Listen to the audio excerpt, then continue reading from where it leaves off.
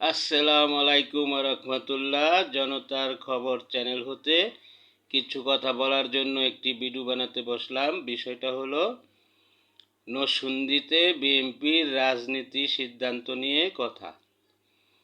যেমন নরসিংদী সদরে ৮০ দশকের মাঠ কাঁপানো নেতা শামসুদ্দিন এসাক মুক্তিযোদ্ধা।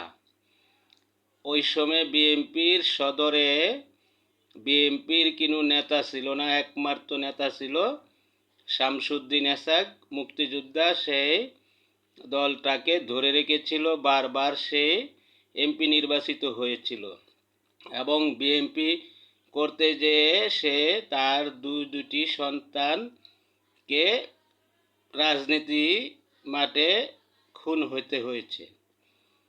কিন্তু অবশেষে সেই শামসুদ্দিন এসাক মৃত্যুর পরে তারই সুযোগ্য সন্তান ছিল হারুন। কিন্তু এই শামসুদ্দিন এসাকের পরিবারের মূল্যায়ন হয় নাই বিএনপিতে, এবং হারুনকেও মূল্যায়ন সঠিকভাবে করে না।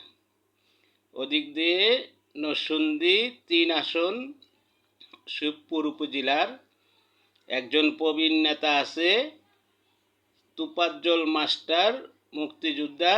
উনিও ৮০ দশকের থেকে বিএনপির রাজনীতিতে জড়িত। ওইখানে বিগ এবং ভালো জনপ্রিয় নেতা ছিল মান্নান ভূঁইয়া। ওনার আমলে উনি রাজনীতি করে এসেছে, কিন্তু বড় পদ পাওয়ার সুযোগ ছিল না।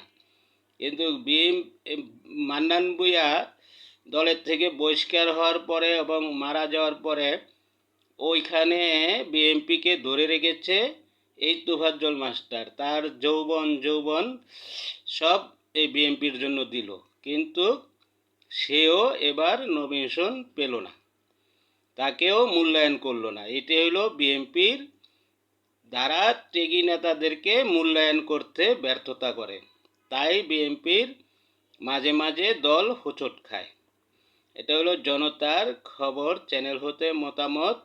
ভিডিওটা ভালো লাগলে লাইক শেয়ার করবেন, সাবস্ক্রাইব করে দেবেন। আসসালামু আলাইকুম রহমতুল্লাহ।